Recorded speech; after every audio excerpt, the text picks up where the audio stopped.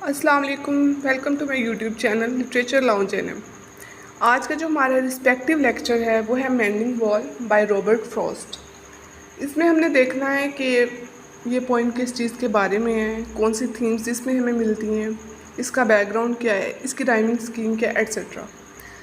तो first of all अगर हम इसका बैकग्राउंड देखें तो इंग्लैंड का जो रूरल एरिया था वहाँ पर एक फार्मर था और उसका नेबर था। उनके घर के दरमियान एक वॉल थी और वो पत्थरों से बनी हुई थी और बार बार वो टूट जाती थी। तो पोइट इस बात से बहुत ज़्यादा तंग होता था और इसे कहता था कि हम ये वॉल ख़त्म कर देते हैं, हमें इस वॉल की ज़रूरत नहीं है। तो उसका नेबर एक बहुत ही फेमस लाइन बोलता था कि good fences make good neighbours, यानी कि अच्छी फेंसेस अच्छे नेबर्स बनाती हैं। तो उसे ये बात समझ नहीं आती है, लेकिन मतलब जो नेबर होता है उसके फादर ने उसे ये सिखाया होता है कि एक अच्छी वाल की वजह से ही अच्छे नेबर्स बनते हैं। इसमें जो राइमिंग स्कीम है वो हमें मिलती है फ्री वर्स की सूरत में, यानी कि ब्लैंक वर्स इसमें यूज़ की गई है, इसमें कोई राइमिंग स्कीम नहीं है। ये पब्लिश हुई थी 1914 में नॉर्थ ऑफ बूस्टन में। ठीक है, अब हम चलते हैं पोइम की तरफ। इसकी फर्स्ट लाइन है something there is that doesn't love a wall that sends the frozen ground swell under it and spills the upper borders in the sun. वो स्टार्ट में बताता है कि कोई और भी है जिसे ये वाल नहीं पसंद। पोइट को तो नहीं पसंद, पोइट के अलावा भी कोई बंदा है जिसे ये वाल नहीं पसंद, जो कि जो ग्राउंड है उसको फ्रोज़न कर देता है, यानी कि जब बर्फ़ जमती है तो वो वाल थोड़ी मोटी हो जाती है। And spill the upper borders in the sun, और जब गर्मियाँ आती हैं, जब सूरज की गर्मी होती है तो तब वो बर्फ़ पिघल जाती है। And makes gap between and make gaps even two can pass abreast, और जो स्टोन्स हैं उनके दरमियान गैप आ जाता है। ठीक है, और इतना गैप कि दो बंदे आसानी से वहाँ से गुजर सकते हैं। The work of Hunter is an other thing. वो बताता है कि ये काम हंटर्स का नहीं है, उनका काम कुछ और होता है। I have come after them and made repair. फिर वो कहता है कि अगर उनका काम है भी तो वो उनके बाद आता है और इसे ठीक कर देते हैं। Where they have left not one stone on a stone but they would have the rabbit out of hiding. फिर वो बताता है कि जहाँ पर उन्होंने एक पत्थर नहीं छोड़ा होता, एक पत्थर भी दूसरे पत्थर के ऊपर नहीं छोड़ा होता। अब वो बताता है कि वो ऐसा क्यों करते हैं, क्योंकि वहाँ पर आकर रैबिट छुप जाते हैं और उनके जो डॉग्स होते हैं उनको रैबिट खाने होते हैं, इसलिए वो उनके दरमियान गैप क्रिएट कर देते हैं। No one has seen them made or heard them made. और फिर वो बताता है कि इस वॉल को ना तो किसी ने बनाते देखा है ना ही बनाते सुना है। But at spring mending time we find them there. लेकिन स्प्रिंग का जो टाइम होता है वो वहाँ पर तब आते हैं। I let my neighbor know beyond the hill and on a day we meet to walk the line। और फिर वो बताता है कि जब स्प्रिंग का टाइम पीरियड आता है तो तब वो आते हैं और इस वॉल को ठीक करते हैं। And set the wall between us once again, और अपने मतलब उन दोनों के दरमियान दोबारा से वो वॉल ठीक कर देते हैं जो कि पहले टूट गई होती है। To each the boulder that have fallen to each, नहीं, we keep the wall between us as we go to each the boulder that have fallen to each, and some are lows and some are so nearly walls, we have to use spell to make them balance। फिर यहाँ पर वो बताता है कि जब spring का time period आता है तो दोनों मतलब लाइन बाय लाइन एक दीवार के इस तरफ चल रहा है और दूसरा दीवार के उस तरफ चल रहा है, और फिर वो दोनों पत्थर उठाते हैं जो गिरे हुए होते हैं, दोनों अपनी अपनी साइड से उठाते हैं और इस दीवार में लगा देते हैं। फिर वो बताता है कि वहाँ पे जो पत्थर है ना, कुछ मतलब बिल्कुल गोल रोटी की तरह होते हैं, कुछ गेंद की तरह होते हैं। ठीक है, फिर वो बताता है कि मतलब हमें इस दीवार को बैलेंस करने के लिए कोई जादू करना पड़ेगा, क्योंकि बार बार दीवार टूट के गिर जाती है। तो उसे लगता है कि शायद इसको ठीक करने के लिए अब कोई जादू करना पड़ेगा ताकि वो अपनी जगह पर रहे। Stay where you are until our backs are turns. फिर वो कहता है कि मतलब कोई ऐसा जादू करें कि उन्हें कहें कि तब तक तो कम से कम वहाँ पर हो जब तक हम लोग वापस नहीं आ जाते। We wear our fingers rough with handle them, oh just another kind of outdoor game, one on a side it comes to little more. फिर वो बताता है कि मतलब उनकी उंगलियों का हाल बहुत ज़्यादा ख़राब हो चुका है, मतलब पत्थर उठा उठा के उनकी जो उंगलियां हैं वो रफ हो चुकी हैं। और फिर वो कहता है ये बिल्कुल एक आउटडोर गेम की तरह लगती है।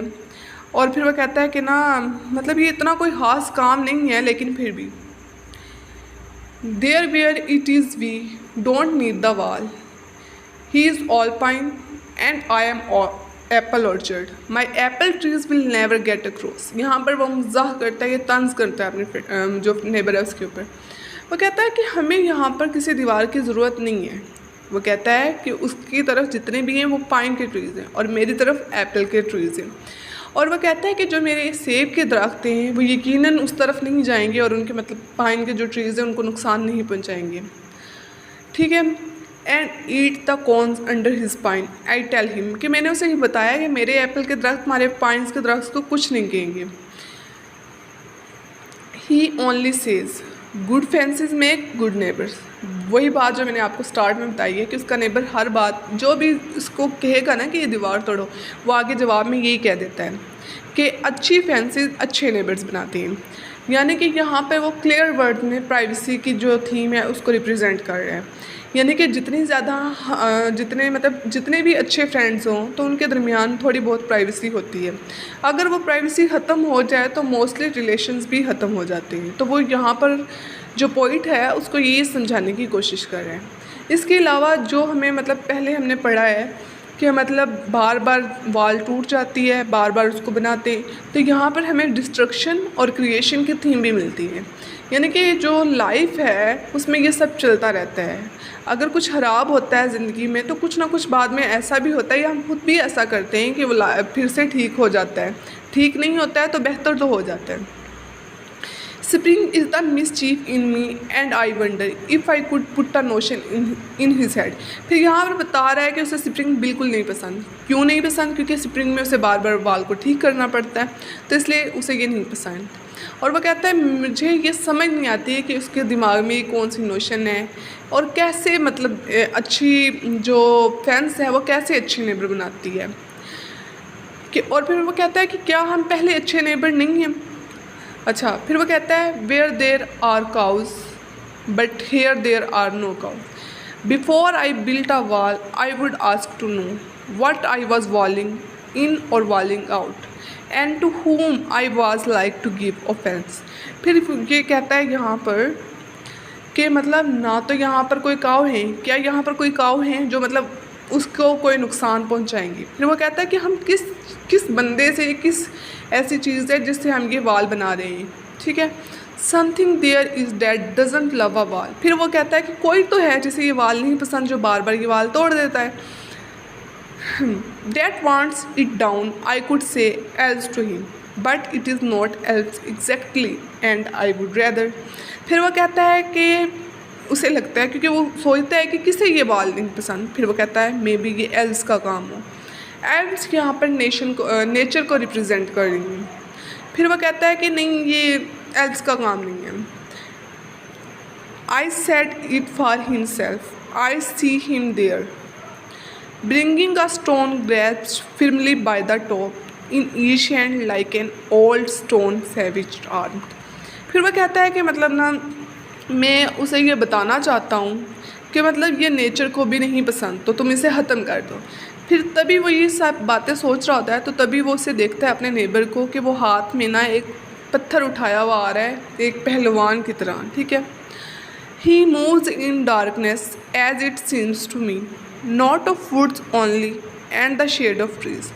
फिर उसे लगता है कि वो डार्कनेस में मूव करता हुआ आ रहा है। यहाँ पर वो डार्कनेस उसकी थिंकिंग को कह रहा है, जो उसे ये लगता है कि हमारे दरमियान वाल ज़रूर होने चाहिए। पॉइंट को लगता है कि हमारे इतने अच्छे ज़्यादा ताल्लुकात हैं कि हमें दरमियान में वाल नहीं रखनी चाहिए, लेकिन नेबर बेसिकली जैसे हमें पता है कि वो उससे प्राइवेसी चाहता है, उससे नहीं बल्कि हर किसी से। फिर वो कहता है कि उसके अंदर डार्कनेस है, क्योंकि ना तो वो डार्कनेस शेड ऑफ ट्रीज़ की तरह लग रही है, ना ही वो जंगल की तारीकी लग रही है। उसे लग रहा है कि वो तारीकी उसके अंदर है। He will not go behind his father sing and he likes having thought of it so well. फिर वो कहता है कि वो अपने बाप की बताई हुई हकायत से पीछे नहीं हटेगा, और उसे लगता है, पोइट को ऐसे लगता है कि उसे भी पसंद है ये ऑफेंस, यानी कि उसे खुद भी फेंसेस पसंद हैं और उसके बाप ने भी उसे ये बात सिखा दी है कि good fences make good neighbours. So वो अपनी इस बात से कभी भी पीछे नहीं हटेगा, वो चाहे उसे जितना भी समझा ले, ठीक है।